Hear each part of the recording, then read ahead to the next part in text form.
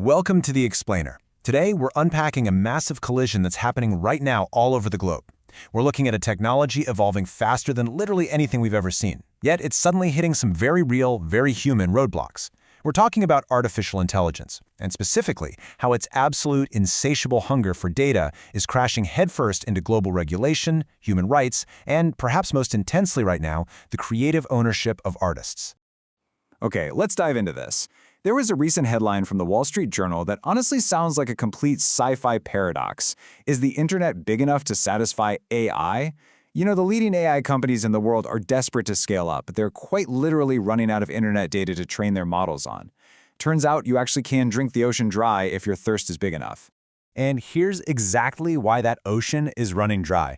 We all kind of tend to think of the internet as this infinite library of knowledge, right? Well, researchers estimate that only about 10% of the data available online is actually useful structured information. The other 90%, it's heavily flawed, unstructured, and essentially useless garbage for AI training. Because that high-quality data is so incredibly rare, companies are feeling forced to just scrape the web indiscriminately to find what they need. To make sense of this massive shift, we've broken it down into 5 key parts. First, AI's massive data appetite. Second, the artist's rights crisis. Third, the push for global safety. Fourth, who controls the AI? And finally, AI in warfare and automation. Section 1. AI's massive data appetite. So because the internet just isn't enough anymore, developers are having to get creative. If you can't find the data, well, you have to invent it. And that leads us to a concept called synthetic data. This is where an AI literally generates its own structured data internally rather than extracting it from real-world sources online. It's a cutting-edge field meant to solve this exact data shortage. But there's a catch. We're really just on the cusp of this tech. It isn't perfected yet, which means for right now, AI is still heavily guzzling human-made content just to survive and grow. Section 2. The artist's rights crisis. This brings us to what is really the core focus of our explainer today. When AI indiscriminately crawls the web for data, it isn't just sucking up abstract numbers or lines of code. It's taking the creative life's work of actors, writers, and musicians. And the human cost of this extraction is immediate and it is severe. More than 200 high-profile musicians, including Billie Eilish, have united to issue a stark warning. The music ecosystem is at risk of destruction. They're watching machines trained on their entire life's catalogs without permission, without compensation, effectively stealing their livelihood and their unique creative identities just to feed an algorithm. Let's walk through the logic of exactly how this tech absorbs human creativity. It's a 3-step process. First, the AI crawls the internet, basically hoovering up massive amounts of data. Second, it trains on deeply proprietary elements. We're talking an artist's highly specific lyrics, their unique vocal cadences, their exact musical arrangements. And finally, step 3, it uses that training to generate derivative impersonations. It perfectly learns the style and then just spits out endless synthetic variations of it. Now, what's really interesting about this is the complete legal nightmare it creates. Just imagine a wild hypothetical for a second. An AI takes the classic Led Zeppelin song Stairway to Heaven and generates a completely flawless version sung by Dolly Parton. I mean, it's an incredible parlor trick, right? But legally, it is a total mess. Does Dolly Parton get paid for her voice being used? Does Led Zeppelin get compensated for the composition? Did literally anyone give consent? Right now, there's absolutely no level playing field. We're basically operating in the Wild West, and the attempted solutions are completely all over the map. You've got massive lawsuits, like the New York Times suing Microsoft and OpenAI to stop them from training models on their journalism. You have musicians desperately asking tech companies for voluntary good behavior pledges, which, relies entirely on the honor system. And then you have the incredibly slow process of trying to pass formal laws.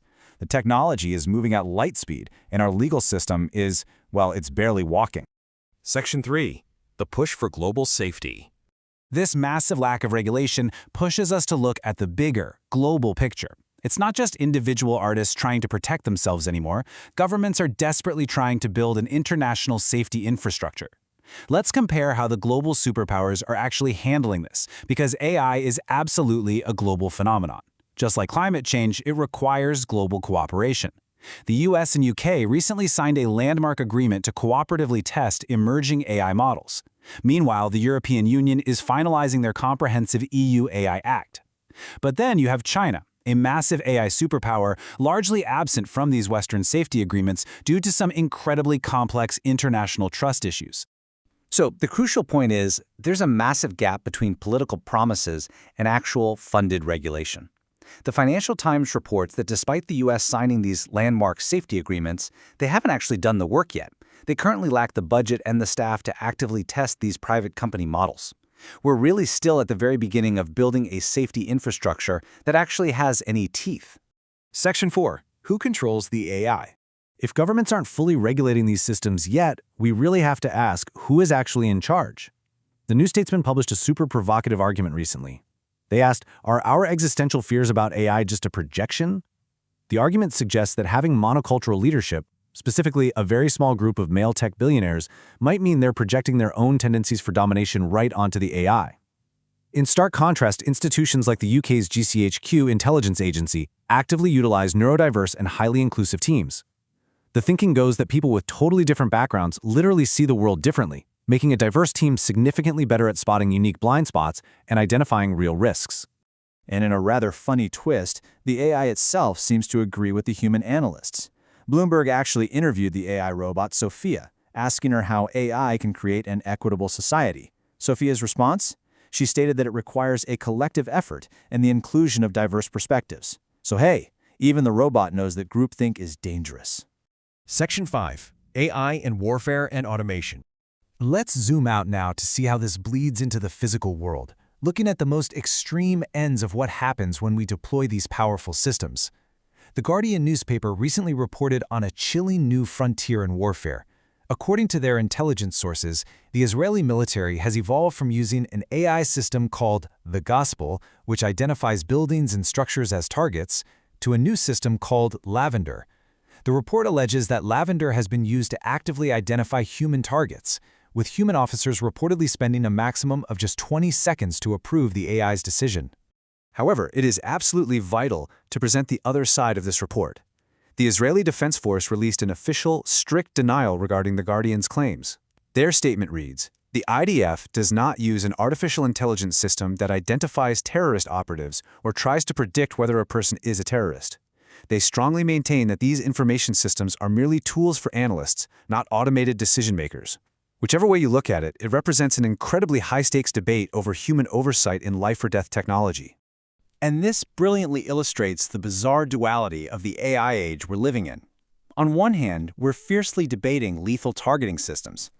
On the other hand, according to The Verge, a U.S. convenience store chain just installed an AI-powered robotic system specifically designed to cook fully customizable fried chicken and French fries. It promises a perfectly controlled product every single time. Which leaves us with this final thought. We are scraping the absolute entirety of human creativity to train machines. We're navigating the absolute highest stakes geopolitics of international warfare and regulation. And at the exact same time, we're deploying billions of dollars of cutting-edge tech just to perfectly fry a piece of chicken. It really begs the question, from art to warfare to French fries, is AI actually solving the problems we need solved, or is it just solving the problems we know how to monetize? Think about that the next time you hear an AI-generated song, and always keep questioning the data behind the curtain. Thanks for joining me on this explainer.